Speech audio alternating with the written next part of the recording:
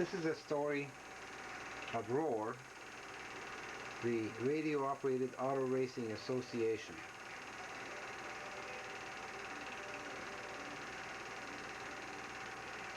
When I started building radio control cars in 1967,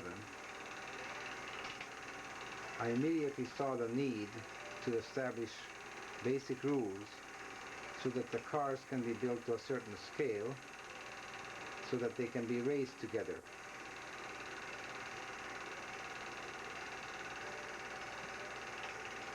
We modeled our cars after the real Indianapolis racers,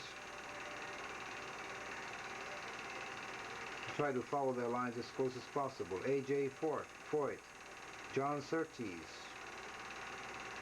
Roger Ward, Jimmy Clark,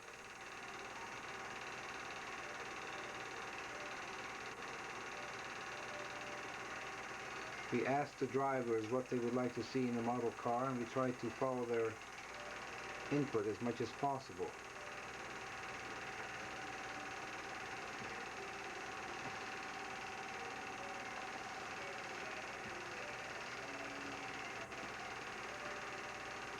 In the 1960s, the public was very, very interested in car racing, especially sports car racing. This is r.o.a.r, the original developer of the very first radio control car.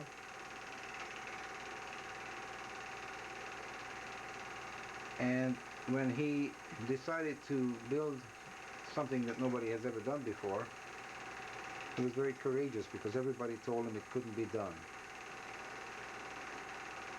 They said that radio control will never work in the model car. Well, he built one. Then I met him. This is a young Mario Andretti.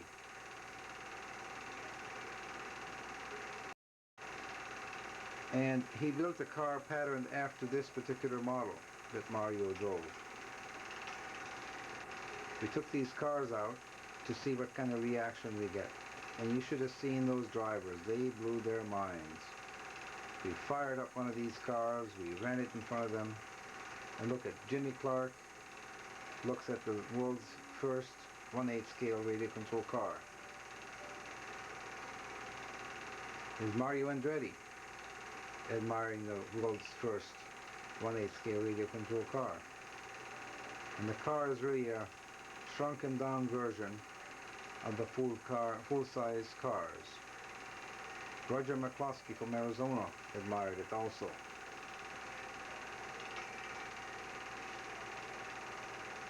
The Unser brothers with r.o.a.r. This is A.C. Agajanian, and you see quite a few famous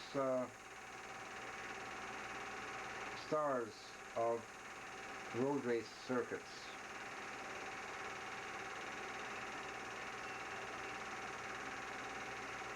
That's Dan Gurney, a very young one.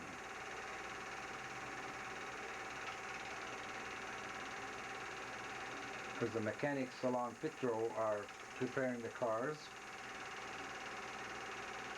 And you can see that the treads are quite narrow in those days. This was the first year that Cobra, with Bob Bondurant driving, became very, very famous,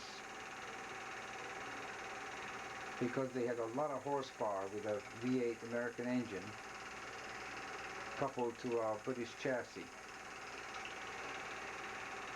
Of course, Porsche Speedsters were still a big number, and we'll see the beginning, the start of a small bore sports car race. The car is going to turn 1, a left-hander at Riverside, before they go through the S's. That's Dan Gurney. He was about 33 years old then.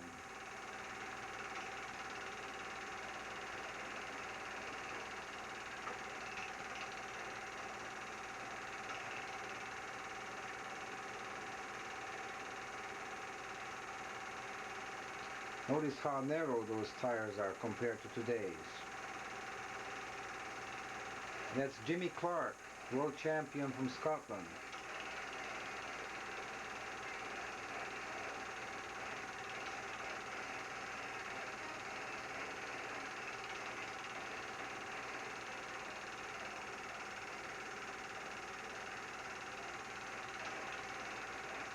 It was a very hot day, and when the day was hot in Riverside, it was very hot. It's very close to the desert, and the foreign drivers couldn't get used to it. Here Jimmy Clark discusses strategy with his team manager.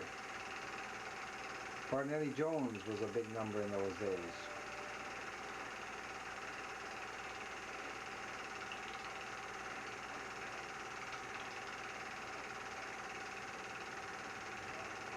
Many of these sports cars were prepared in Hollywood or Redondo Beach, various parts of Southern California.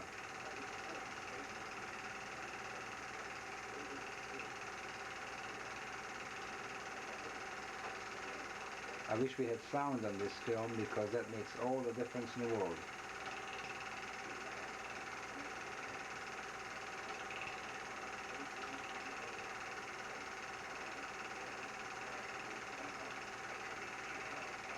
And here they come around turn 9 to the finishing straight. Today, of course, the same cars are being run in vintage races. And Riverside, as a racetrack, is gone. R.o.a.r, the Indianapolis driver.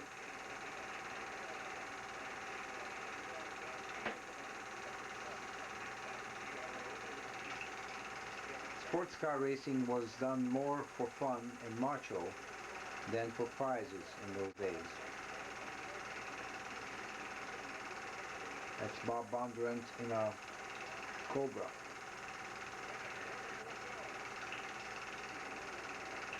And of course that's a Ferrari. The r.o.a.r brothers were very busy in those days, and today they're building a racetrack east of Palm Springs.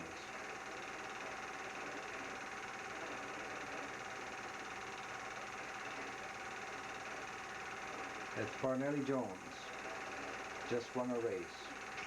Today he's a very successful tire dealer.